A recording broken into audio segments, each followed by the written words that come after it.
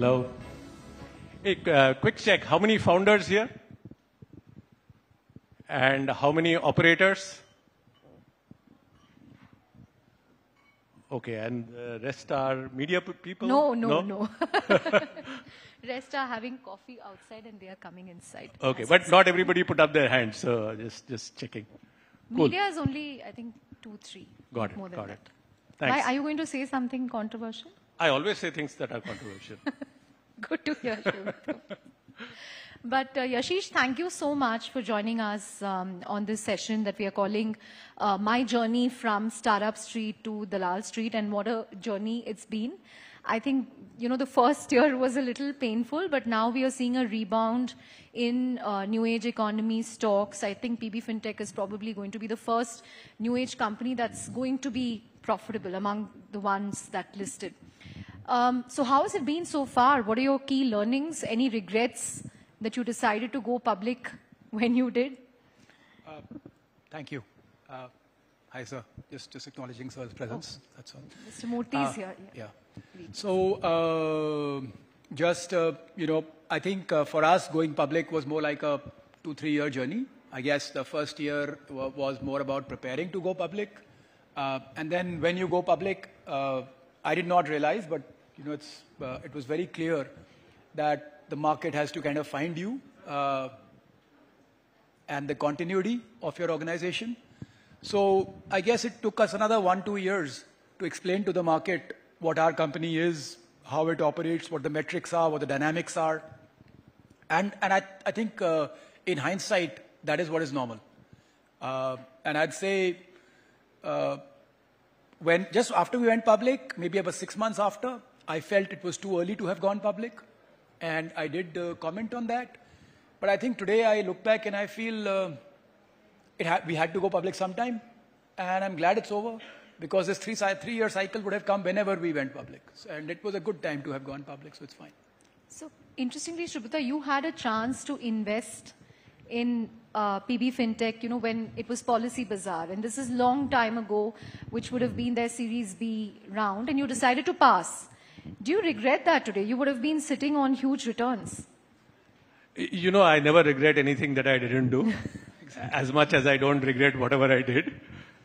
Because in our business, it is part and parcel of growing up, that you will get some decisions right and you won't get some decisions right. I think, we got the decision wrong, but we probably were very convinced at that time that the wrong was the right decision. So that's all I'll say.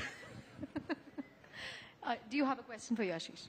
Yeah, I was going to ask you, there are a whole bunch of VC investor-led companies which are now going to line up to go public, let's say, in the next 12 to 18 months. So obviously, we know what some of the market dynamics are, but behind the scenes, what should people watch out for in the process? One or two? I think they have to be fairly confident of their own product and their own reason to existence before you go public. Because please understand, at least till you are private, there are a few people who are investing behind you, and between you and them, you can manage everything. But once you are public, you're responsible to the public investors. How much ever anybody may believe that you're not responsible to the loss to the shareholders, the shareholders, at least in this country, will hold you accountable. And at some point, so could the authorities. So be extremely careful before you go public that you have a solid, strong organization that you yourself are confident of. And you're not doing it just because it's a great thing to go public or an investor pressure. You might get the price wrong, that's fine. But be confident that in 5 years' time at least, whatever happens, you would have justified the price well and proper. Right? But if you're not confident of that, then I would say, forget it, it's not good. It's going to be bad for you. Yashish, you also have a different vintage as a founder. You're not one of those who, passed out of an IIT, decided to start up in his 20s and built a startup. You had a fairly long professional career before you decided to start up, and you decided to start up when your father was missold an insurance product. That's when, yes, Policy Bazaar happened. How did, that journey sort of affect you? I mean, how did it, how did it impact you, the way you made decisions? I mean, did you always want to play the long game? Did you think differently from founders who say who started up in their 20s? Well, I'll answer that. So I think two very clear differences. I think as somebody who was 32 years old when I started, which isn't terribly old, but yeah, I was older than, let's say, 20. I think because of that 15 years of experience that I had, the people judgment was a lot better. So I'm very proud. I've kind of almost never got a hire wrong, right? So that basically modeling of pattern recognition of people was quite strong by then. I think the second thing I would say is when you are 32, your ability to take chances are fewer. So you're not willing to do something and just fail. So a lot of people ask me, when did you know you were going to be a successful company, let's say whatever success means? And I said, obviously on day one. Because if I did not know that, I wouldn't have started it. It would have destroyed my family. Like I was making a very big move, right? Let's just simply put it, right? Maybe you were earning £150,000 on a steady salary in the UK. Your children are going to private school. Your house is still on mortgage. Your wife is actually not working. You're the only breadwinner. And you suddenly move to India and for the next 5 years have no salary. You don't have a bank saving which is big enough. All you do is you prepay your children's school fees for the next 3 years because you don't want them to be out of school. And you basically go to India and you start up something in the hope that it's going to succeed. No, you can't do that. You have to be 100% confident it's going to succeed. And that's why I remember my conversation with Sanjeev. He said, how much money do you want? And I said, 20 crores. And he says, what if we don't give you 20 crores? I said, I'm going to go back home. I'm not going to do it at all. Because I can't afford to. But the 20 crores is a very important number because I had done my mathematics that after 20 crores, I'll never need more money ever. So I never needed a Series B. And that's why if Subrata can go back to those days, I would have said that we don't need the money. We're raising it because we might want to grow, but I've never needed to ever do any other round after that ever. Because we were confident we could, whenever we felt like we could break even in the money that we always had. Okay. That's an interesting point. You'd never So needed... for me, the first round was enough. So it's a very atypical view. So my view was not, I'll raise money at low valuation, then I'll run it for 2 years, then I'll have a higher valuation, then I'll raise a little more. I divested 50% of the company on round one. But to me, after that, I never ever had to raise money. I would raise money if it made sense. That's all. And you think you had that frame correct, that you could actually execute without any more money? 100%. 100%.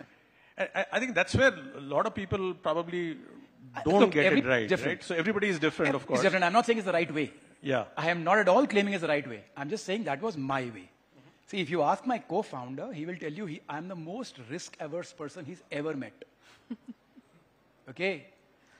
Unless I was 100% sure of success, I would have never done it. And I think that is the key to the whole thing. And basically, you were 100% sure, and it worked out pretty exactly much the way that you had. And it's been working out exactly as we predicted. So I could be sitting back in 2008 or 2023, and it's exactly the same. And almost by the year. That's fantastic. Oh, so anyway, thank you. Thank you. Yashish, we are also in the middle of a so-called funding winter. I mean, funding this year. No, we are not. You're not. This is not called a winter. This is perhaps spring. It may not be summer, blooming summer, that's all. We've had too long a blooming summer. No, but... Maybe a little bit of autumn. No, but since you've seen so many cycles... There's too much capital available still. Let's not get it wrong. Just way too much capital available still. Any company that has a half-decent chance of success will easily get funded today.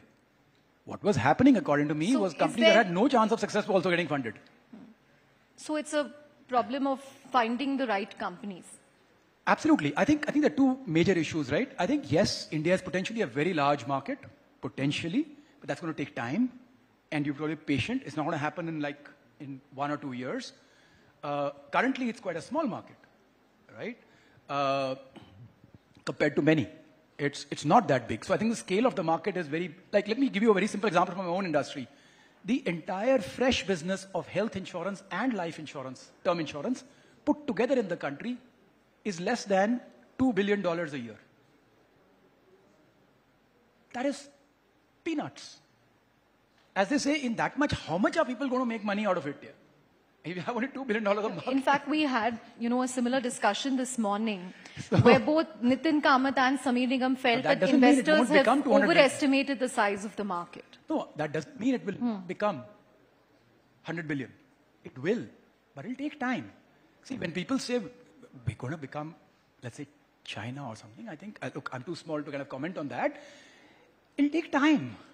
We have to understand we're at $2,000 per person GDP. And I think that's a flaw with us, right? We start celebrating others' failure too quickly. I see my friends celebrating, oh, UK is finished, Europe is finished. My friends are sitting on $60,000 per annum, per capita income. They have to fail quite a bit. They'll have to fail they'll have to be reduced to 3% of their income to become equal to us. So we're celebrating too soon. I think celebration has to be held. I was at a match once, and I must tell you this about the UK guys, because they're the opposite. They celebrate last, right? So I was at this match, they were almost about to win. And so one guy was about to clap. The guy said, shh, don't do it till you actually won. Right? And I think that's a very important trait to have. You have to be patient till you've won. I never commented against any of my competitors till they were totally destroyed. And then there is no need to... Then there's no need to comment on it. It's very important. You have to be patient to win. And I have been a party to one of those companies which got totally destroyed. They were the best. They were the best competitor. Yeah. Let me tell you, they were the very best. Fortunately, we learned and moved on to something else, which hopefully will be a better outcome. But no harm in acceding to that comment. I also wanted to understand, Yashish, what would your advice be to, I think it's a question similar to what Shripatu said. We are expecting many more companies to go public. What were the mistakes you made that you think they can learn from? We did not make mistakes. No, I want to clarify, right? I want to clarify. The time we went to market was an exuberant time. Okay? So if I look back, and I will not comment on exact, but we had a particular number in mind 1 year before IPO, which we would go public with. That's what's ARM, but you don't control this, right? And by the time we went public, the number was quite a bit higher. But you can't control it because you are one small shareholder. There is banks, there are buyers, and after IPO, the price actually went up by about 40-50%. So you were always under pressure of, are you selling too low? And you were not the judge of the market. We can't be arrogant enough to judge the entire market. But I could clearly see that this is exuberance. And that's why any investor who spoke to me at that time, and I spoke to quite a few, my comment to them was, they all asked me, do you think it's the right valuation? I said, I don't know. But I do believe, if you are patient and you waited for 5 years, I am pretty confident the company will give you a good return. But it was 5 years, and 1.5 years is over. And we've got another 3.5 years to go. And because I knew what our profits would be in 5 years' time, and I know what's the minimum possible multiple of that. And so I was always working off a PE multiple, not a P revenue multiple or P anything else multiple. At the back of my mind, I had that, and that was the reason for the 5-year comment. So as long as you have, and after that, obviously, people have short memories. So, and you don't interact with everybody. So, in fact, I'll give you an example, right? About 10 days before the IPO, there were people who were asking for shares at 2,200 rupees. Now, it's past, so I can speak about it. I was horrified because I knew that the IPO was going to be 980. I wanted to put out a public statement saying, look, the IPO price is going to be 980.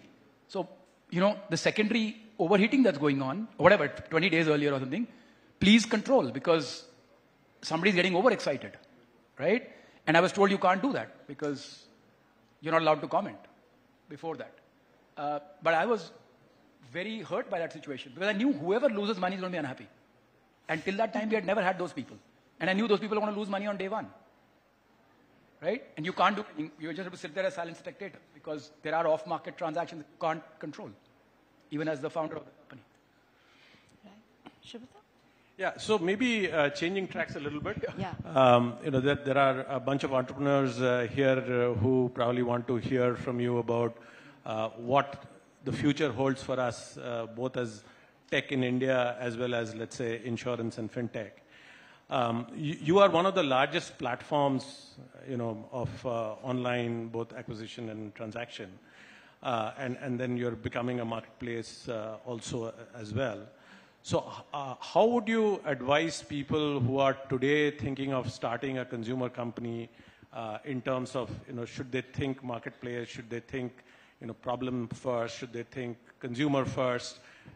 Is there sort of a characterization? And maybe the second part of it is, I as a venture capitalist, I'm seeing that the cost of customer acquisition has gone up, many folds, and even post-COVID it has gone up probably on an average, 50-60%, whereas the lifetime value kind of remains the same. And one joke we keep talking about is in India, CAC is measured in dollars and lifetime value in rupees. So it takes a long time for them, like you said, to converge. To converge. So given all of that, how should people be looking at the future and what are some of the important things to keep in the line of sight? Sure. I would advise anybody trying to do this to first understand what is the problem they are going to solve in some depth. I'll give you our own example. We realized that insurance mis-selling was one big problem that we were solving. The second problem we were solving was not the right products being sold. Health insurance and life insurance, because in India, when a person dies, or a middle class person, or they fall badly sick, the financial impact of that is huge.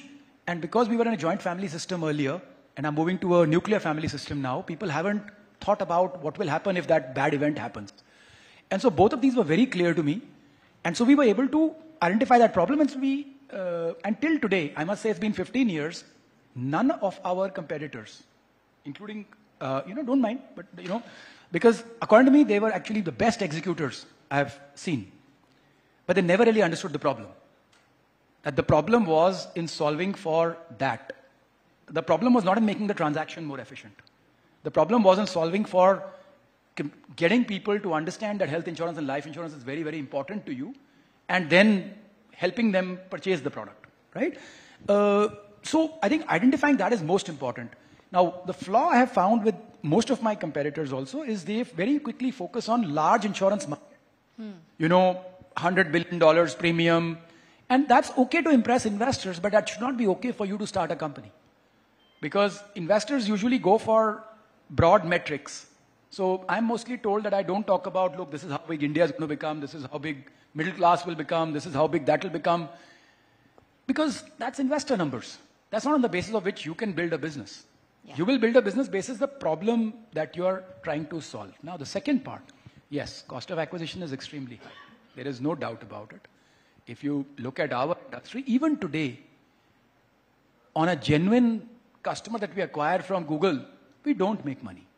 We will never make money. The good news is, I have to acquire only about 10% of my customers from Google.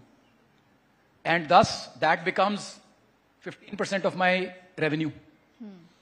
And 100% of my NPV, or whatever, 10% of my NPV. And which is why I said, I will never make money on that. But you have to have, in our time, in our zone, let's call it, our phase, you had to have direct traffic. Now, is there a way you can create that direct traffic? I don't know.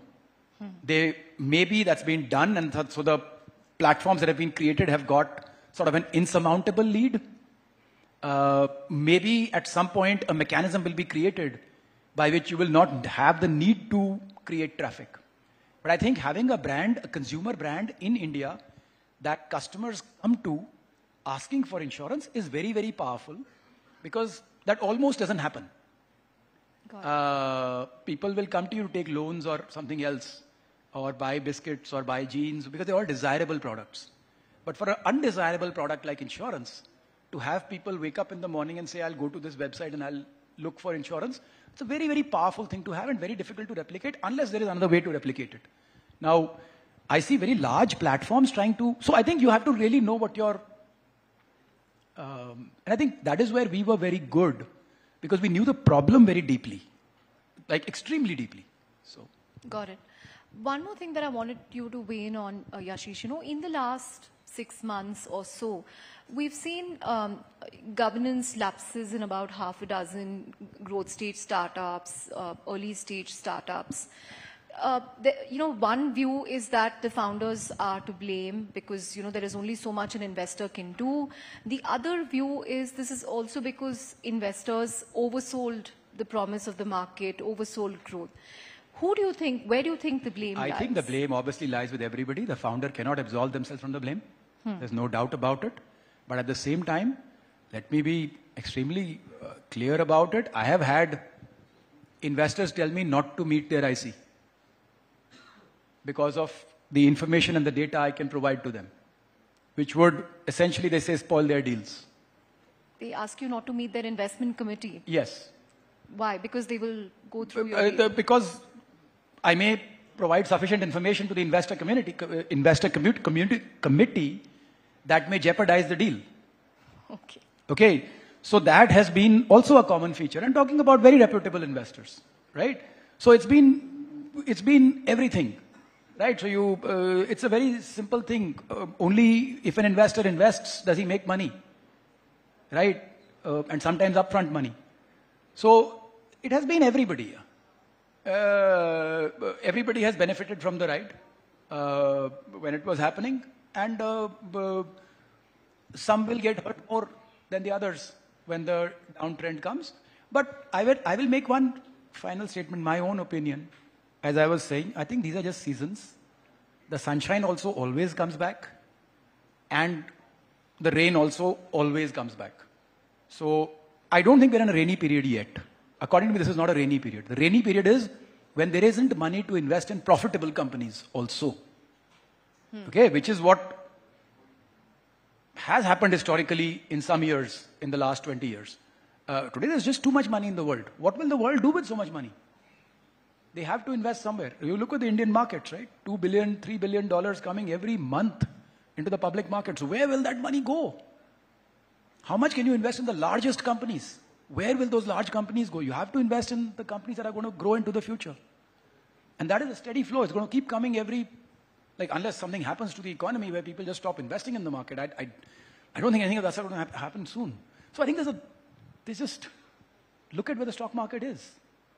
Are we saying we don't have money? It's just too much. But okay, Shubhita, would you like to comment on what he said? The fault is not just that of the founder, but also the way VCs operate. They are incentivized to invest. They will make money only when they close deals. Clearly, we cannot make money without investing. It's just unthinkable that because the cost of doing business will eat up into your capital, so you'll actually not be able to make money. But I think there are different ways that different investors think. At least at Excel, I think we are a lot closer to what Yashish was saying, that how do we build stuff as opposed to how do we polish stuff, right? So I do believe that there are a class of investors who are interested in building things, and then there are a class of investors who are interested in polishing things. And in the end, probably both are important. But if you have too many polishers and not too many, cutters and builders, you don't have enough to polish. And the other way around, if there are just only builders. So where is that right mix of builders and polishers is what India market is probably trying to find out. And it's early enough that we haven't figured that out yet. Got it. You had a question. What was the question I was going to ask? Yeah. So you have actually, sat with predominantly India-based investors, some very global investors, and now obviously public investors. Do you see ways in which they operate, which they should, change, think about, And this is a lesson for me as well as maybe other investors in the... Yeah, no, I think when I interact with India-based investors, it's almost always a price earnings discounted multiple. So what you, and it could be any years further. There's no restriction. They would draw a confidence on a particular year. So they might say 2030, 2025, whatever it be. They'd say, okay, this is what your profit would be. You should have a PE multiple minimum of this, discounted back. This is what it means. That is, that's generalized thinking, but I would say 90-95% of the thinking is that, right? Some form of, I want to see what your profit in 5 years, 7 years can be, what the multiple can be, and that's it. Specifically, I'm going to call out US investors, again generalizing, because they will always be both sides, both places. They will usually talk about survivability. Because see, a business has to survive also. You can't just make profit and not survive, right? I mean, you may make a huge profit and 10 years later not exist. Then what's the point, right? So, they will focus a lot on that survivability. Because they say, okay, yaar, the profit though we can also calculate. We also Excel. Let's get into depth and understand, will this be a business that will be standing 10 years, 15 years from now? Do they have the DNA? Do they have the dynamics going for them or against them? The networks moving for them or against them? How are the various pieces coming into place? I would say they also think about how you are affecting the rest of the network. Are you benefiting other people? Are you not benefiting? So I've come across some very, very smart investors. And people in the public markets, people take time to get it right. See, we are very early stage organizations as far as public life is concerned. So I sometimes see, investors that sometimes say they're very long term. 1 week they'll buy, second week they'll sell, third week they'll buy, fourth week they'll sell. And it's okay, because they have trading desks that do that also. And that's what the public market is. If I can get a better price next week, why won't I buy next week? One more thing that public market investors were critical about, Yashish, is, the large ESOPs given to founders before IPO. It became a big talking point, and there is a view that, couldn't have this been done better by making the allotments perhaps 1 or 2 years before IPO or after? No, I can speak about ourselves particularly.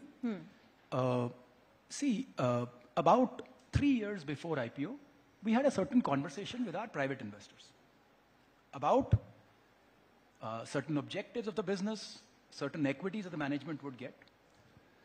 I think the private investors could have been more prompt in implementing those changes. It was basically 4% of the company's equity, which would have been given if the certain result was achieved. And this transaction actually existed when the company was worth about $1 billion, less than $950 million.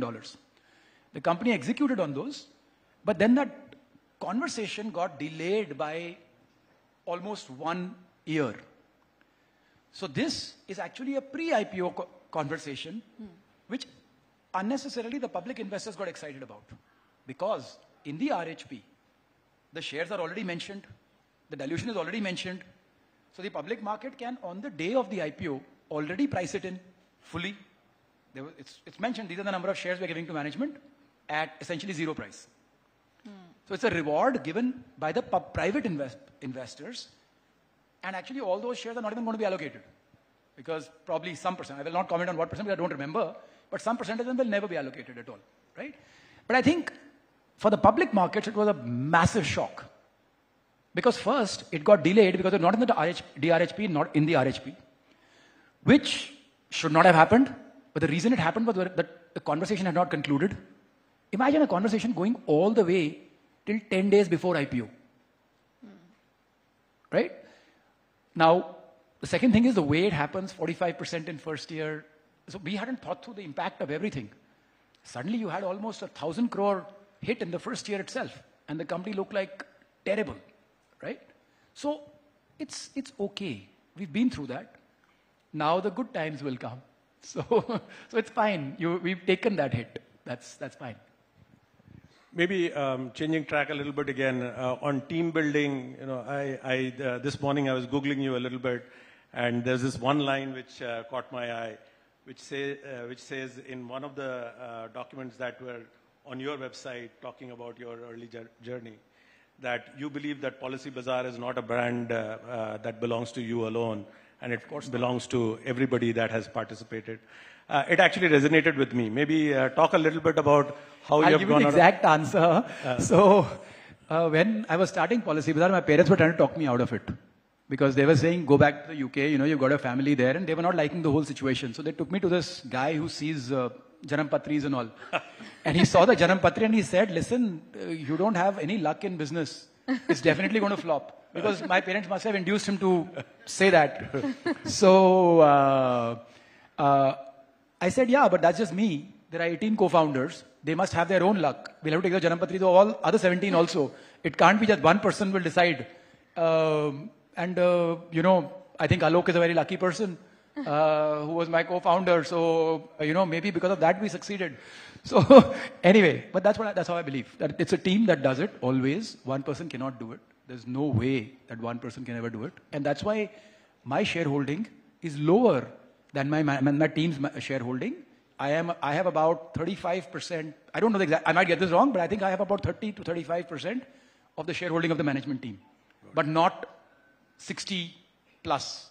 I think the founder should not have 60 plus of the management team shareholding, is my opinion, because otherwise you're saying the other guys don't matter here, which is not right. That's fantastic. And maybe a word on, you know, how you go about hiring people. You know, what do you look for? I look for people who have an iota of selflessness. Because if they don't have that, when the tough times come, they will choose self over the team. So for me, that's the most important criteria. I find it in many ways. I know time's up and so it's far more important to be here. But I will just give you two comments. Two people that I hired. One, I hired on the basketball court. I also play basketball. This guy did not know how to play basketball, but he just wouldn't let the ball go through. His knees got bruised, his arms got bruised, you know, fattish guy, but he just would not let the ball go through. We hired him. He ran our motor business for a while. Today he runs our UAE business. Clearly not the smartest chap, but he will never give up. And that's very, very critical to me. The second person I hired, I was traveling in a shared taxi with him early days. He suddenly received this call and he suddenly decided not to go to office, etc., etc. And 2-3 days later, I was asking him what actually happened. He got a call from somebody who expired and he was organizing the whole funeral and everything. I said, must be very close to you. He said, no, was somebody three batches away from me. So I said, his family, his batches. He says, somebody had to do it, so I was doing that. You know, he left his office for those couple of days. To me, that was very, very impressive. So I had him straight away. That guy, before Naveen joined, he used to run our Paisa Bazaar business and he did a lot of other things. But this is how I hire. I always look, when the person is not thinking I'm looking, can they at that time show some... so we don't hire through interviews and all. That's not how we usually hire. We go and pre-select people. We said, would you join us? We usually don't have people coming to us applying. Can you still do that at this scale? Yeah. We hired our current CEO, Sarabbir, exactly the same way. On a basketball court? No. I can tell you. I can tell you. I'm sure you knew Sarabbir from before. I can tell you his story in exactly 1 minute, right? So he was the sports secretary at IIT Delhi, and I used to run. So I used to be long distance runner. So he used to come, now sports secretary at IIT. Who cares? And who bothers, right? So before every race, he would come to me and he would say, Yashish, what's your plan today? And I used to never have a plan. But because he had asked and he was a senior, I would say, Sarabbir, today my plan is I'll run 700 meters slow and then with everybody, and they expect me to take off in the last 400 meters, I'll take off in the last 800 meters, and that way I'll win. He would never question my plan. He would say, great plan, Yashish. At 700 meters, he'd be standing there. He said, Yashish, time to execute your plan, basically. Right? I just make one statement. When Sarabbir was on the field, I never lost a race. Whether IIT, whatever, right? And I think that's what I saw in him, that this guy is, who as a sports secretary cares about whether a race is happening. He's got his exams to give, yeah. He's got other things going on in his life. Who cares, goes to the field, spends this amount of time with some random character and just to make them win and involves so much, asks them for a plan, makes them execute the plan. He's doing exactly the same thing today. So that is... So if you give a profit target or a revenue target, Yashish, have you done it? He'll come and ask. वो मुझे भी ऐसे ही करते हैं. So I'm supposed to be his boss, but basically he'll tell me okay, these are the 3 things, whatever, what's your plan? And then he'll remind me. So he's very good at that. Cool. That was great. A great It's a anecdote. great conversation. Yeah. Fantastic. Thank you, Yashish. And thank you, Shubhrat.